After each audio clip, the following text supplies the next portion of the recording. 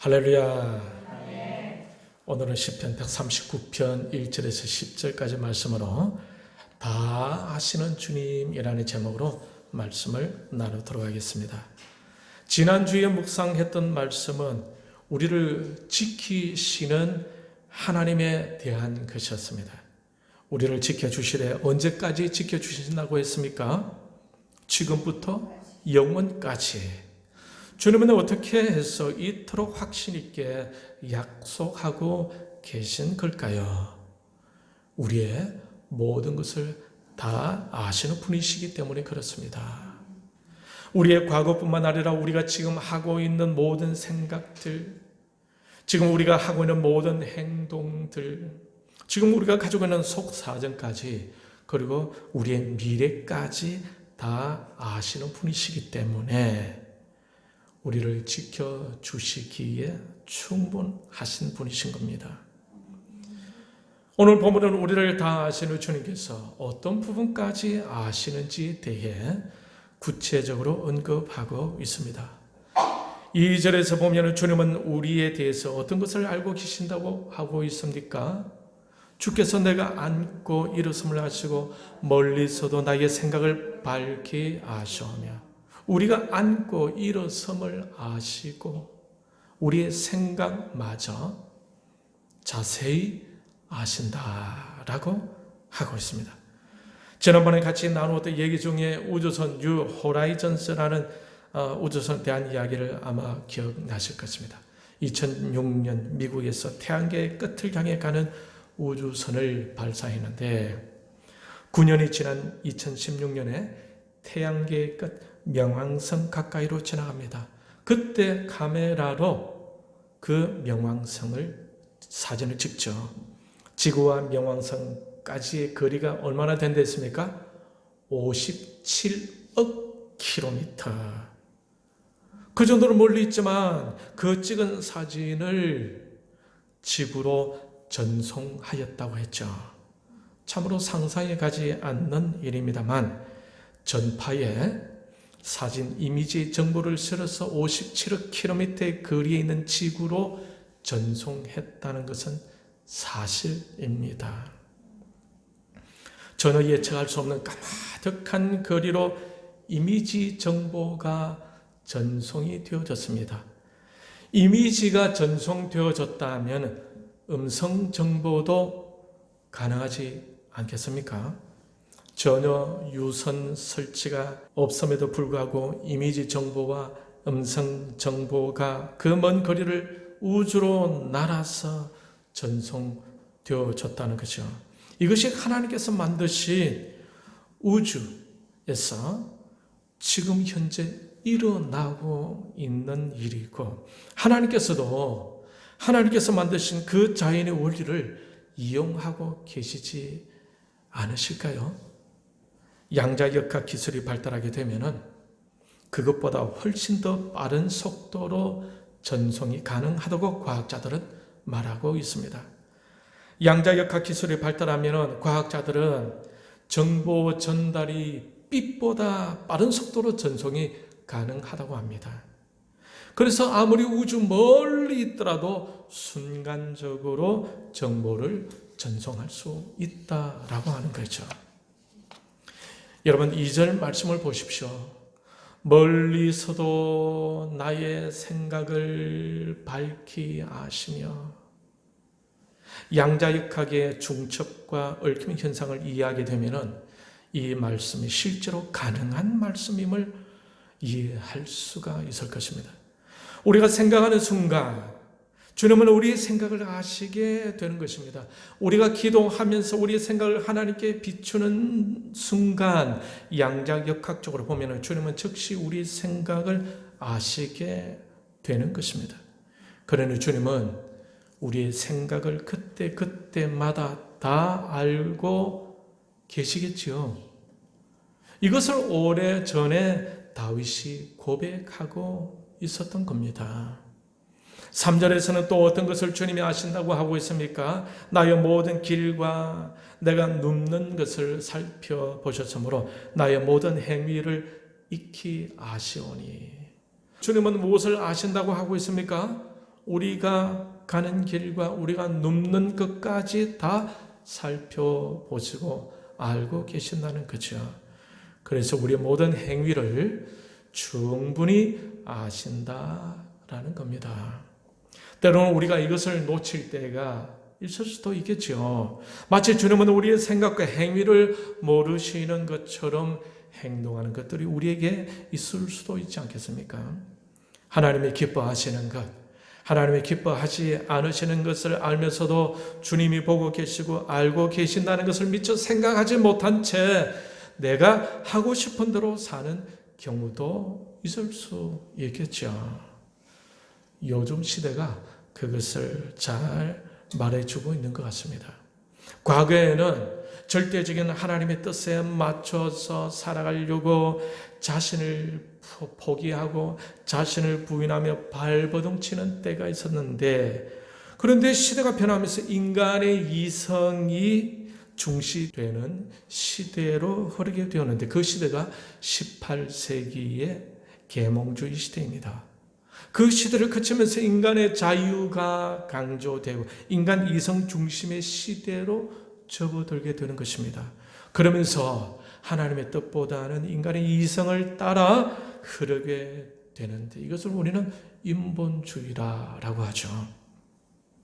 오늘날 현 시대에는 인본주의의 정점을 이루고 있다고 해도 과언이 아닐 것입니다. 그래서 현대인들은 하나님이 우리를 다 알고 계신다고 해도 자기 하고 싶은 대로 살아가고 자기 중심으로 살아가는 것에 익숙한데, 그러면서 전혀 문제의식을 느끼지 못하는 시대가 되었습니다.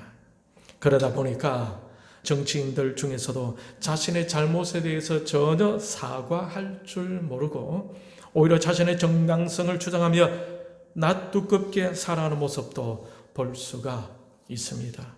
그것 외에도 요즘 교육에도 많은 문제들이 제기되고 있는데, 여러분, 성인지 교육이라는 것이 있습니다. 성인지 교육. 이것은 초등학교에서부터 가르치고자 하는 것인데, 자신이 나는 남자인 것 같아요 라고 하면은 그래 너는 남자야 라고 인정해 준다는 거예요. 나는 여자인 것 같은데요 라고 주장하면은 여자로 인정해 준다라는 것입니다. 이처럼 오늘날은 하나님이 만드신 자연의 원리를 무시하고 인간의 생각대로, 인간의 잣대대로 움직여가는 시대로 엮여가고 있는 것 같습니다. 전혀 바르지도 않고 전혀 기독교적이지도 않습니다. 마치 모든 것을 하시는 하나님, 그 하나님께서 만드신 자연의 원리를 그냥 무시하는 것 같아요.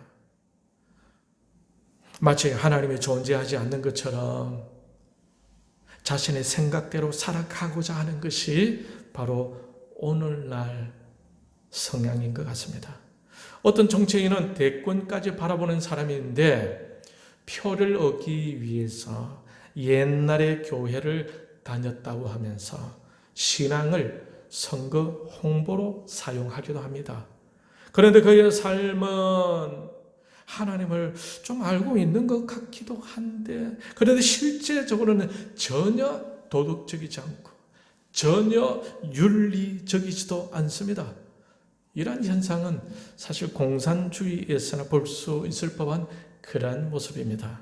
그런데 이러한 모습은 로마서 1장 21절에서도 볼 수가 있는데, 하나님을 알되 하나님을 영화롭게도 아니하며 감사하지도 아니하고 오히려 그 생각이 허망하여지며 미련한 마음이 어두워졌나니, 하나님을 알되 하나님을 영화롭게 하지 않는다. 22절에서는 인본주의 모습을 더 느끼게 합니다. 스스로 지혜 있다 하나 어리석게 되어, 스스로 지혜 있다라고 생각하는 것입니다. 그래서 그들은 하나님 없이도 살아갈 수 있다고 생각합니다. 그것을 지혜로운 것으로 착각하고 있는 것이죠. 인간이 죄를 지은 후에 과연 여러분 지혜롭게 된 것일까요? 과연 똑똑해진 것일까요? 그래서 그런지 인간은 하나님이 모든 것을 다 알고 계신다고 해도 별 관심 없이 자신이 원하는 대로 그냥 살아가고 있다라는 거죠. 하나님보다 자신을 더 과신하는 모습을 볼 수가 있어요. 인간의 이성이 우상화되어져 가는 것을 볼 수가 있습니다. 4절에서는 어떤 하나님을 알 수 있게 해줍니까? 여호와여 내 혀의 말을 알지 못하는 것이 하나도 없으시니이다. 다윗은 자신이 말하는 모든 것까지도 하나님은 다 알고 계신다고 고백하고 있습니다. 이런 동일한 시각을 가지고 있던 시편 119편을 지은 시편 기자는 시편 119편에서 이렇게 고백합니다. 시편 119편 25절 내 영혼이 진토에 붙어 사오니 28절에 나의 영혼이 눌림으로 말미암아 녹사오니 120절에 내 육체가 주를 두려워함으로 떨며 내가 또 주의 심판을 두려워하나이다. 완전하신 하나님 앞에서 완전히 항복되어진 모습이죠. 그러면서 119편, 시편 119편 105절을 보면은 주의 말씀은 내 발의 등이요 내 길의 빛이니이다.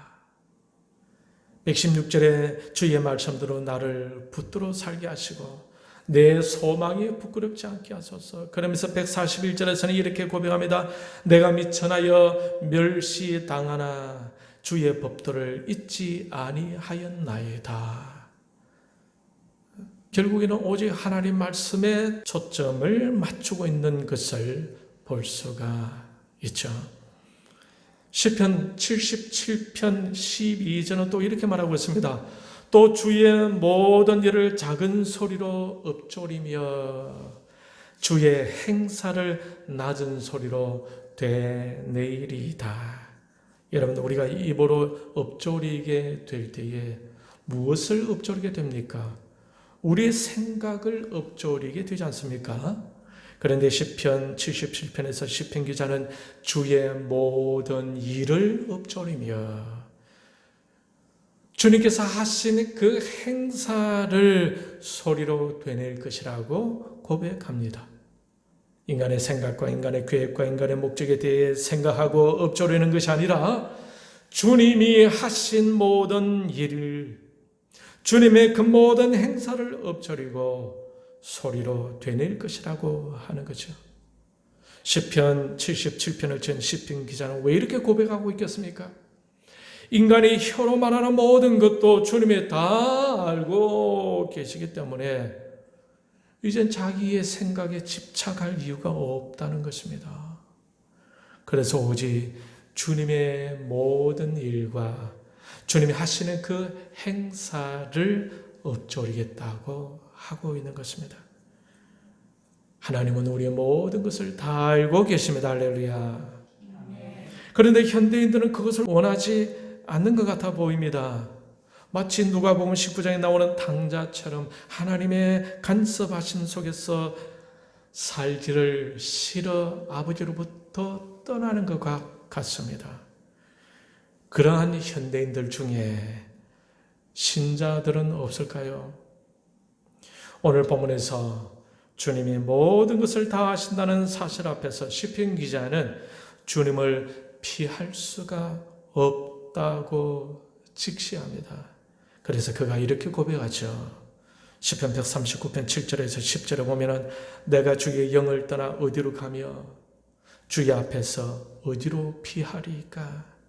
내가 하늘에 올라갈지라도 거기 계시며 스올에 지옥에 내 자리를 펼지라도 거기 계시니이다.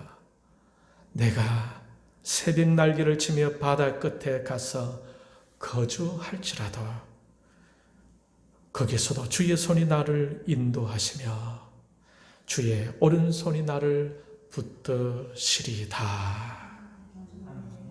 여러분, 우리가 원하는 대로 살고 싶다고 해도 하나님의 간섭하심을 피해서 하나님의 눈길을 피해 어디에 가서 숨을 수가 있겠습니까? 어디로 가서 하나님을 피할 수가 있겠습니까? 본문의 시편 기자는 하나님을 피할 곳이 없다라는 것을 깊이 깨닫고 있는 것입니다.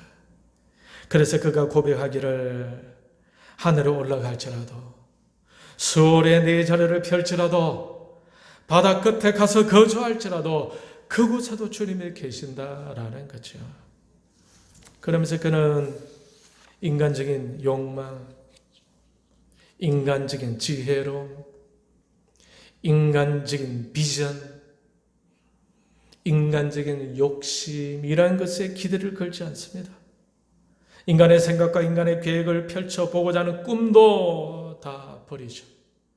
오히려 자신에 대한 기대를 포기하면서 그 자신 속에 주님에 대한 믿음으로 가득 채우고 있습니다. 지켜주시고 붙들어 주시는 하나님에 대한 열망으로 가득 채우고 있습니다. 이 시간 저와 여러분도 이 시편 기자와 같이 주님에 대한 열망으로 가득 채울 수 있기를 축복합니다. 할렐루야. 그러면 충만한 그 주님께서 저와 여러분을 이끌어 주실 줄 믿습니다. 10절 보면은 거기서도 주의 손이 나를 인도하시며 주의 오른손이 나를 붙드시리이다. 주님이 모든 것을 다 하시고 우리가 어디를 가든지 거기에 계신다는 사실에 인간의 생각과 인간의 계획과 인간의 목적에 대한 욕망을 가질 이유가 없다라는 것을 알게 된 거죠. 그러면서 모든 것을 다 아시는 주님께 모든 것을 다 맡기면서 주님의 손이 자신을 인도하시고 주님의 오른손이 자신을 붙드신다는 확신으로 들어가고 있는 것입니다. 이때 저는 솔로몬이 생각이 났어요. 솔로몬은 왕으로서 하고 싶은 것을 다 해본 사람이지 않습니까? 사업도 크게 해보고 여러 동산과 과수원도 크게 만들고 삼림의 물주기 위해서 못들을 파고 남녀 노비들을 사기도 하고 모든 자들보다 소와 양떼를 더 많이 가져보기도 하고 은금과 왕들이 소유한 보배와 여러 보배들을 자신을 위해 쌓아두기도 해보고 처첩들도 많이 두기도 했다고 전도서에서 기록하고 있습니다. 그러니 생각나는 모든 것을 다 해본 거죠. 그것에 대해서 솔로몬은 전도서 2장 10절에서 이렇게 기록하고 있습니다. 무엇이든지 내 눈이 원하는 것을 내가 금하지 아니하며 무엇이든지 내 마음이 즐거워하는 것을 내가 막지 아니하였으니 이는 나의 모든 수고를 내 마음이 기뻐하였음이라. 마음 먹은 것 다 해보았다라는 거죠. 왕이라는 권력의 자리에서 하고 싶은 모든 것들을 다 보았다는 것이 아니겠습니까? 그런데 그렇게 했음에도 불구하고 솔로몬은 어떻게 고백합니까? 전도서 2장 11절에 보면은 그 후에 내가 생각해 본즉 내 손으로 한 모든 일과 내가 수고한 모든 것이 다 헛되어 바람을 잡는 것이며 해 아래에서 무익한 것이로다. 그리고 전도서를 마무리하면서 솔로몬은 이렇게 기록해 두고 있습니다. 전도서 12장 13절에 보면은 일의 결국을 다 들었으니 하나님을 경외하고 그의 명령들을 지킬지어다. 이것이 모든 사람의 본분이니라. 아마 솔로몬이 오늘 본문 시편 139편을 읽게 되었다면 공감하지 않았을까 하고 생각해 봅니다. 하나님은 다 아신다라는 겁니다. 자신이 그렇게 애를 쓰고 힘쓰며 자신의 생각과 계획을 실행해 보았지만 그 모든 것들이 다 헛되고 바람을 잡는 것이라는 것을 하나님께서 이미 다 알고 계신다라는 거죠. 결국 솔로몬은 하나님 앞에서 두 손 다 들게 되죠. 그래서 전도서를 마무리하면서 솔로몬은 하나님을 경외하고 그의 명령을 지키는 것이 최고다라고 고백합니다. 오늘 본문에서 시편 기자는 아마 솔로몬과 같은 마음이었을 것입니다. 하나님이 다 아신다라는 거죠. 일어서고 눕는 것까지 다 아시는 하나님을 어떻게 피할 수 있단 말입니까? 그분 앞에서 어찌 자신의 생각을 내세울 수가 있단 말입니까? 그래서 다 아시는 하나님 앞에서 그는 굴복하고 맙니다. 그리고는 주님만 바라보고 주님께 기대를 두는 것입니다. 어떤 상황 속에 있더라도 자신의 연약함으로 인해 주님을 멀리하게 된다 하더라도 주님이 그곳에 계시며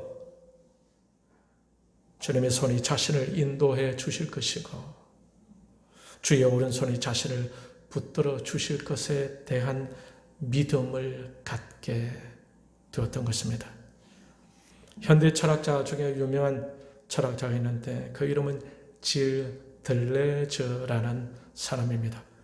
생산적인 욕망, 차이와 반복, 노마디즘 등 다양한 글을 남긴 사람입니다. 지금 현대에 흐르고 있는 인간의 사상과 철학을 잘 파악한 사람입니다.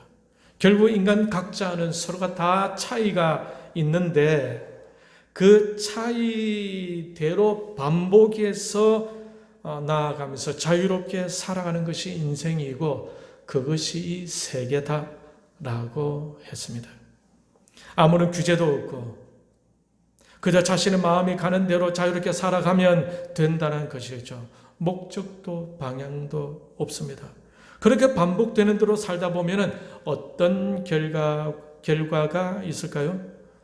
인간의 자유대로 살다 보니 기준이 없어 삶이 혼란하게 되지 않겠습니까? 기존의 가치를 해체해 버리는 결과를 낳게 될 것입니다. 이러한 인간의 자유성을 논한 들레즈는 말년이 어떠했을 것 같습니까? 정말로 자유로운 삶을 누렸을 것 같습니까? 그런 말년에 폐암으로 고생하다가 1995년 11월 자신의 아파트에서 뛰어내려 자살하고 맙니다. 세월이 갈수록 그는 더 자유로워져 가야 할 텐데 그가 스스로 목숨을 끊어버린 이유가 무엇인지 참 궁금해요. 현대인들은 현재 인간 이성의 최고의 정점을 달리고 있습니다만은 결국 결과는 허무요 해체라는 것입니다. 이것이 현대 철학의 핵심 주제입니다. 이것은 하나님을 떠난 인간 이성 중심의 결과가 아니겠습니까? 뭔가 새로운 미래를 향해 인간의 이성이 힘으로 뻗어나가고는 있지만 결과는 결코 그들이 원하는 자유를 누릴 수가 없다라는 거예요. 여전히 하나님의 손 안에 있는 것이 아니겠습니까? 하나님을 벗어나지 못합니다. 인간은 그것을 잘 모르지만은 하나님은 다 알고 계시는 거죠. 오늘 본문의 시편 기자는 그것을 깨닫고 있는 것입니다. 저와 여러분도 그것을 깨달을 수 있기를 바랍니다. 할렐루야. 우리는 결국 하나님의 손 안에 있다. 하나님의 손 안에서 벗어날 수가 없다라는 거죠. 우리 모든 것을 하나님이 다 알고 계신다라는 겁니다. 사랑하는 성도 여러분, 우리 하나님은 어떤 분이십니까?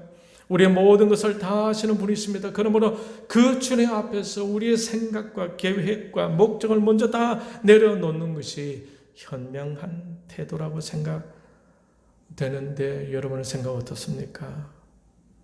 다 내려놓아야 할 필요성이 있습니다. 내려놓는다라는 것은 모든 것을 다 포기하고 무방비한 상태로 내팽겨 둔다라는 것이 아닙니다. 자신을 내려놓는 동시에 주님을 바라본다라는 말입니다. 주님께 초점을 맞추고 주님의 말씀을 쫓는다. 주님의 이끄심을 쫓아간다라는 것입니다. 지난주에 같이 보았던 시편 121편 1절 2절 혹 기억나십니까? 내가 산을 향하여 눈을 들리라. 나의 도움이 어디서 올까? 나의 도움은 천지를 지으신 여호와에게서로다. 사랑하는 성도 여러분, 주님은 어떤 분이십니까? 천지를 지으신 하나님이십니다. 우리를 다 아시는 분이십니다. 그 하나님께서 우리를 눈동자같이 지키시고 우리의 출입을 지금부터 영원까지 지키신다고 약속하고 있습니다. 그 주님께서 여러분을 인도하실 줄 믿으시길 바랍니다. 그 주님께서 저와 여러분을 붙들어 주실 줄 믿으시길 바랍니다. 그 주님의 손을 기대할 수 있기를 바랍니다. 할렐루야. 지난번에 말씀드린 것처럼 주님은 다시 오신다고 말씀드렸죠. 사도행전 1장 11절에 보면은 갈릴리 사람들아 어찌하여 서서 하늘을 쳐다보느냐, 너희 가운데서 하늘로 올려주신 이 예수는 하늘로 가심을 본 그대로 오시리라 하였느니라. 계시록 1장 7절에서는 이렇게 말씀하고 있습니다. 볼지어다 그가 구름을 타고 오시리라. 각 사람의 눈이 그를 보겠고 그를 찌른 자들도 볼 것이요 땅에 있는 모든 족속이 그로 말미암아 애곡하리니 그르하리라. 아멘. 모든 것을 다 아시는 주님, 우리의 생각마저 아시는 주님, 그 주님이 다시 오실 그날까지 우리는 어떻게 살아야 하겠습니까? 인도하시는 주님의 손을 믿고 붙들어 주시는 주님의 오른손을 믿고 오직 주님이 기뻐하시는 것을 쫓아 살아갈 수 있어야 하지 않겠습니까? 요즘 세월이 빠르다는 것을 참 많이 느끼게 되어집니다. 그리고 남은 세월도 그렇게 많지 않겠구나 하는 생각도 들었습니다. 그러므로 다 아시는 주님께 우리의 모든 것을 다 내려놓고 지키시고 붙들어 주실 주님을 믿고 서로를 사랑하고 아껴주고 서로를 위해서 기도해 주면서 함께 영적 전쟁에서 승리가는 저와 여러분 다 되시기를 주님의 이름으로 축원합니다. 이 시간 말씀을 생각 같이 기도합니다.